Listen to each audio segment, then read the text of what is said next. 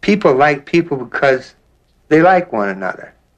And people don't trust one another thoroughly like an animal and a human being. I can know you very well, but when I turn my back, I don't know you. Not truly. But my little dog, I can turn my back on my little dog, and I know he's back there. He's my little friend. He's not going to jump on me or bite me or anything like that. But human beings cannot be this way. Hey guys, it's Drew, and I'm here to review Gates of Heaven. The reason I wanted to review this movie is because, well, first of all, it's a documentary. It's directed by Errol Morris, and I just thought a lot of you might not be aware of it, so I wanted to review it. Now, like I said before, Gates of Heaven is a documentary. It's directed by Errol Morris. It's his first film, and it centers around pet cemeteries. And it's just kind of just a loose kind of link between all the stories of the movie. It's a very beautiful film. Like there's no music in it, and that's one of the reasons I decided I didn't want to put any music in this video, because I thought it would kind of take away from the feel you kind of get from this film. There's no music in it, and just the way people talk in it, it almost kind of sets a mood. The way they talk, just these people sitting in front of a camera and talking to you, is it almost kind of like is music. It just sets this feeling, and you get this feeling when you watch these interviews. It's kind of incredible. Like I said before, it's about pet cemeteries. There's this guy, he's kind of like a fat, bald guy, and he wants to open a pet cemetery for his dead collie. Because, I guess his collie died and he buried it, and he just thought where he buried it was a really beautiful piece of land, and I guess he loved animals and just wanted to open a pet cemetery. But I guess it goes into all these different places about the people around this pet cemetery that try to open it. So really, the movie isn't about pet cemeteries as much as it's about the people who try to open it. Throughout the movie, you get tons of really interesting interviews. A couple of these old people, these really weird old people who come to bury their pet. Sing big. Come on, I want my oh, so sheepy.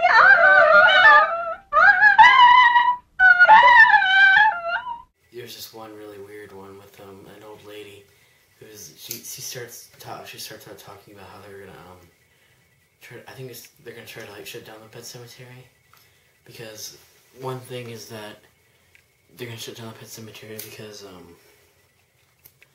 I guess the guy didn't pay his taxes. So there's another interview with a guy who because he didn't pay the taxes, they had to dig the pets up. And he worked for the rendering company, and so they would take the animals, they would render them. So they had a really interesting interview with him. He's talking about how, he'll be at dinner parties, and he'll say what he does for a living. And he'd be like, and he'll say that he works for a rendering company, and he basically turns, animals into bars of soap. And how they're disgusted by that. But there's another interview with one of these old ladies who talks about how the pet cemetery is closing, and she has her pet there. And, her hands basically look like lobster claws, which is kind of unsettling. But she just goes off on a rant, about her son, and how her son, she's like, oh, he hauls sand. So, oh, no, he works for an office. And she just goes off on this great rant about how her son doesn't take care of her, and she just mixes up all these facts, and it's really awesome. Now they're taking them all the way from here up to the, what's that name of that place up above here a little ways? That town. Commences with B. Blue Hill. It's Blue Hill Cemetery. I think the name of it is. Not too far. I guess about maybe 20 miles from here. A little town there, a little place. You know where it's at, that place. But I was really surprised when I heard they were getting rid of the cemetery over here. We're going to put in buildings or something over there. Boy, if I could only walk, if I could only get out, drive my car, I'd get another car.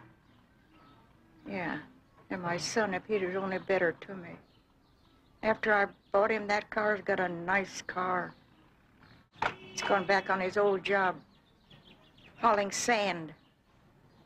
No, not hauling sand. He's working in the office, that's right. I don't know. These kids. Sometimes the more you do for him, he's my grandson, but I raised him from 2 years old. And my husband always told me, he says, Mama, someday you're going to be sorry. That was a car, huh? The movie's really beautiful. It just gets right down to the soul of these people.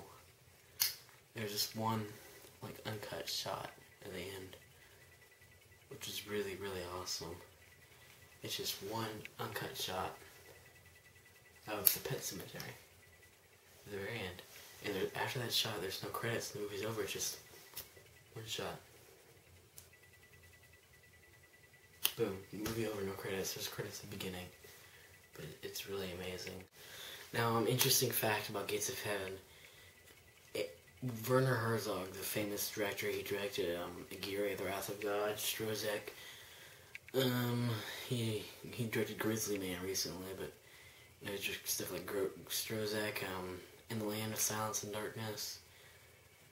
What else? He directed, he directed Nosferatu remake with Klaus Kinski and a whole bunch of very, even Dwarf started small, but he's directed lots of movies, but he makes documentaries too, every once in a while. And so he's a good friend of Errol Morris. And Werner Herzog made a bet with Errol Morris that he would not finish Gates of Heaven. In the early processes of like filming and development and all that, he said, if you finish this movie, I'm gonna do an impression. He was like, Errol, if you finish this movie, I will eat my shoe. He's like, he'll eat his shoe if he finishes the movie. So if Errol ever completed Gates of Heaven, he would eat his shoe. And obviously, Gates of Heaven is now a movie, which I've just reviewed, and he ate his shoe. And you know, the footages are now on YouTube and everything for you to see. You can see Werner Herzog eat his shoe. It's good stuff. I'm sitting here for a film that was made by a friend of mine. I do this here in public because I want to help Errol's film. It still has no release yet, and it should be released by one of the major studios. Then I would be happy, and that's why I'm here.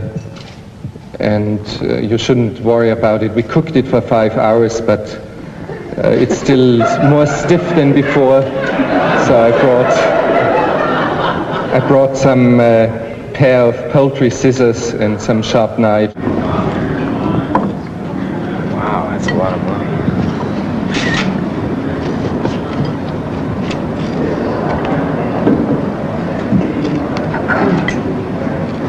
I'd just like to say, I've obviously done a quick return for my Fantastic Mr. Fox review. It's been like a day. But, so yeah, there was like a big 6-month period where I hadn't done any reviews. And, you know, I think I'd like to start making a lot more reviews. I said this in my last video. I was like, every week I'm gonna make a video. And 6 months passed, here I am. But now, not every week, but just like whenever I feel like it, I'm gonna put up a video, and hopefully I'll be pretty frequently. I'm sure you're like, oh my god, that fucking fat fuck is gonna be here all the time, posting videos, but you know, this fat fuck is here to stay, so, you got me. Anyway, thanks for watching my review of Gates of Heaven. I definitely recommend it. You should seek it out and watch it. And thanks for watching, guys. See you next time.